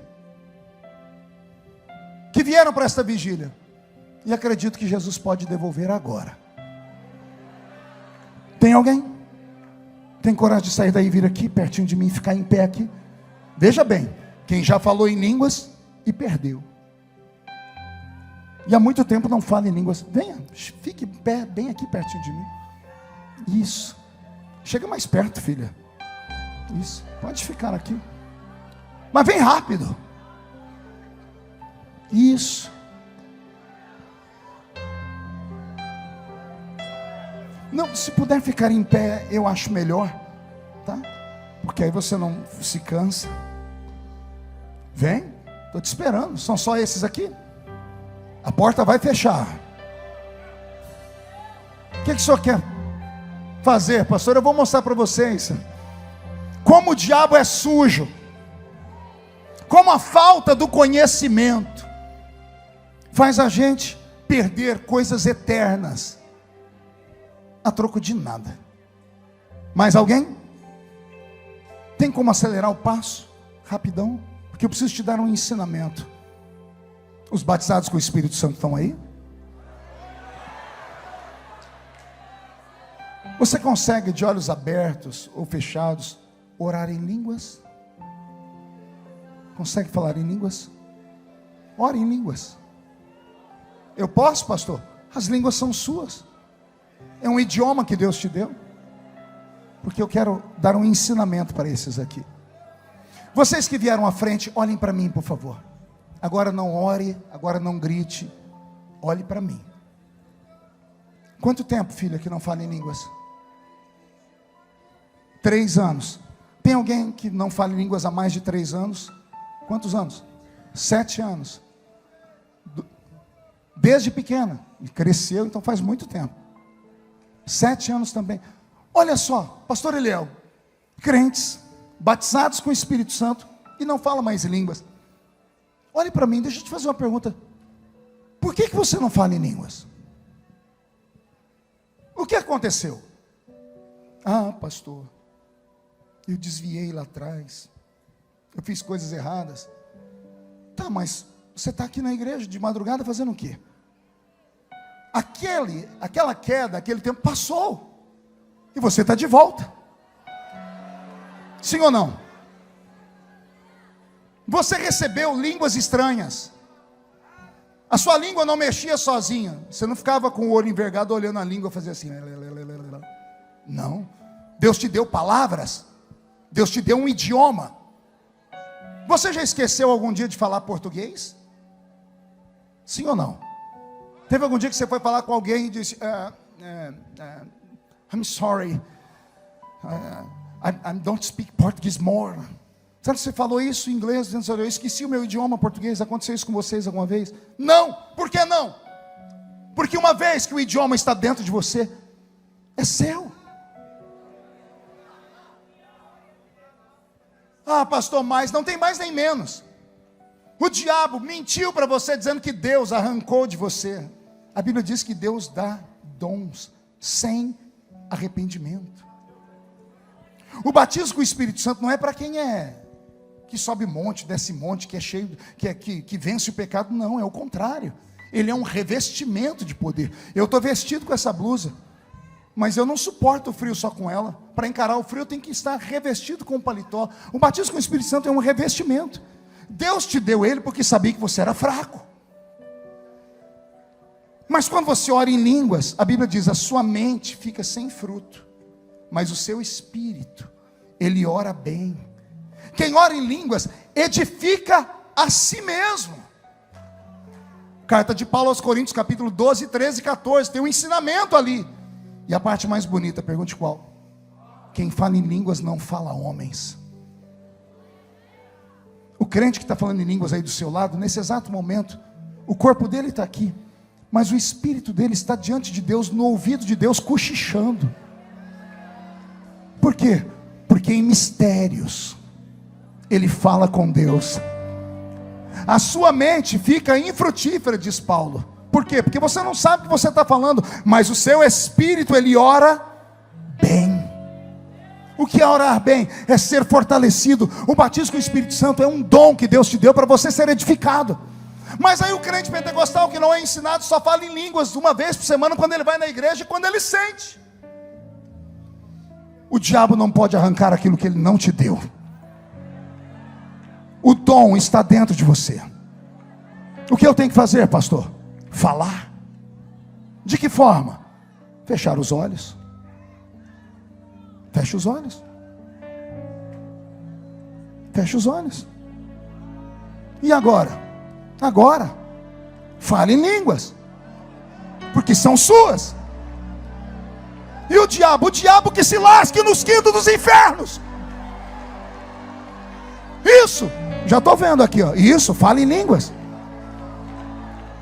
Isso, é você quem tem que falar, não é alguém que vai falar por você. Você foi batizado com o Espírito Santo de verdade, então fale em línguas agora, agora, agora, agora, agora, agora, agora, agora.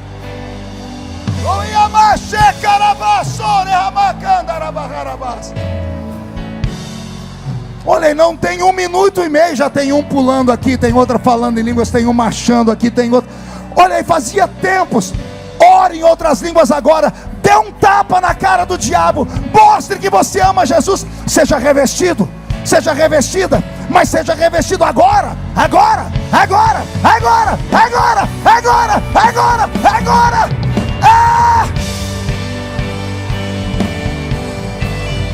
3 anos sem falando em língua, está falando aqui agora. 7 anos sem falar em língua, está falando em línguas agora. Se eles estão cheios, recebe você também. Senhor, transforme a ADVEC nesta madrugada, nessa vigília da virada, num novo Pentecoste. Transforme este lugar no cenáculo. Poderíamos estar em qualquer lugar, meu Pai, mas nós estamos aqui. Fomos atraídos pela sua presença e pela sua glória. Enche esse lugar. Eu poderia estar em qualquer outro lugar, mas tua glória me atraiu, tua presença me atraiu. Tentei me esconder por medo de não viver, mas tua glória me atraiu, tua presença me atraiu. É que a sarça pegou fogo e não se consumiu. Vai! E a voz que saiu dela um dia me atraiu. E o meu coração queimou até que descobriu que um dia na tua glória vale mais que 1000. É que a sarça pegou fogo e não se consumiu, e a voz que saiu dela um dia me atraiu. E o meu coração queimou até que descobriu que um dia com tua glória, um dia com tua glória vale mais que 1000.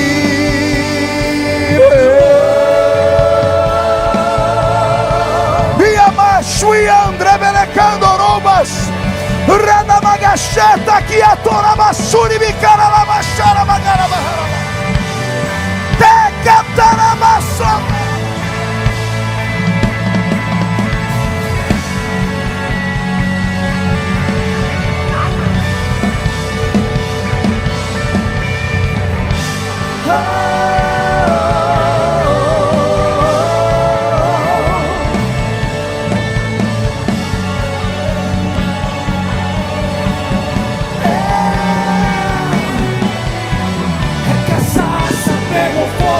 Se consumiu, e a voz que saiu dela um dia me atraiu.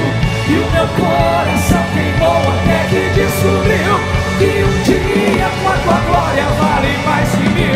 É que a sarça pegou fogo e não se consumiu, e a voz que saiu dela um dia me atraiu. E o meu coração queimou até que descobriu um dia com a tua glória, um dia com a tua glória vale mais que 1000.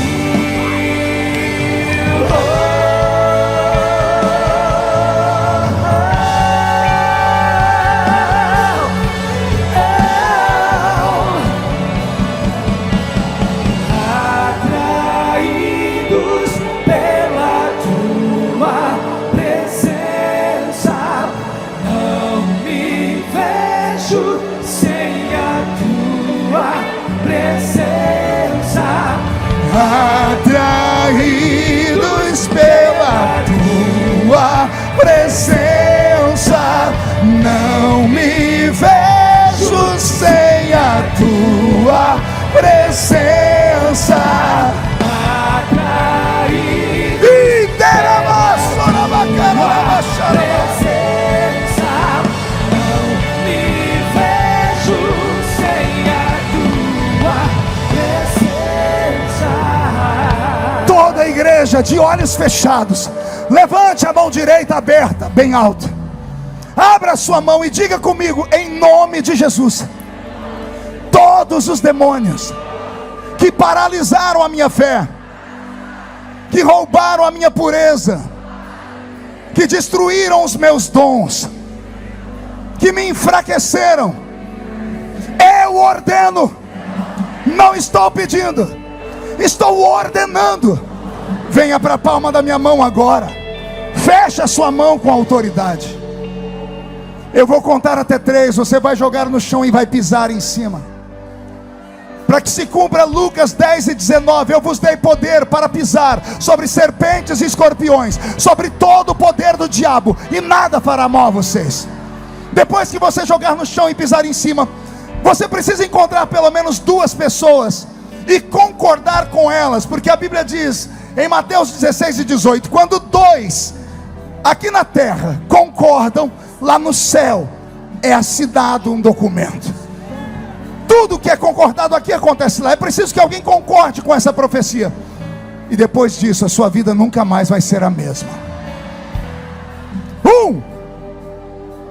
Você nunca mais será o mesmo.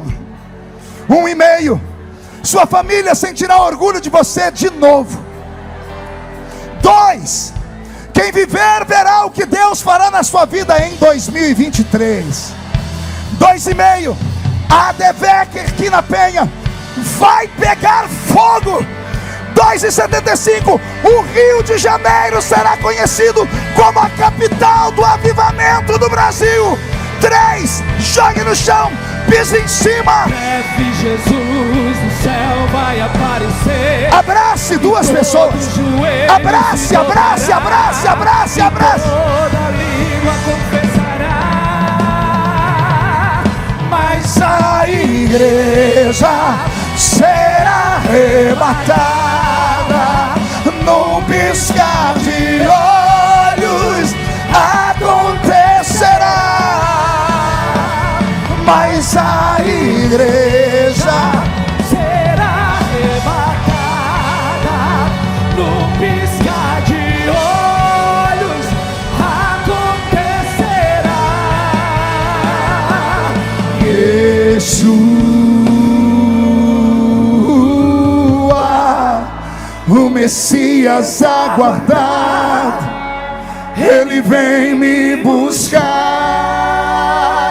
Canta. Yeshua,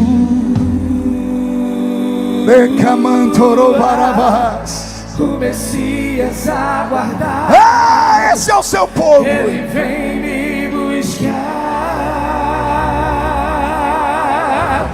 Breve Jesus No céu vai aparecer, e todo joelho se dobrará, e toda língua confessará. Mas a igreja será arrebatada num piscar de olhos. Acontecerá. Mas a igreja será arrebatada no piscar de olhos. Acontecerá. Quem pode aplaudir? Quem pode aplaudir e grita? Quem pode aplaudir, gritar e dar um pulo para cima? Eliel, só para os pentecostais. Sai da frente, Satanás!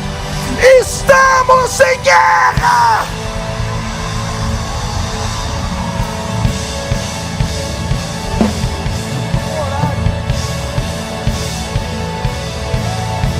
Levanta as tuas mãos e dá glória a Deus.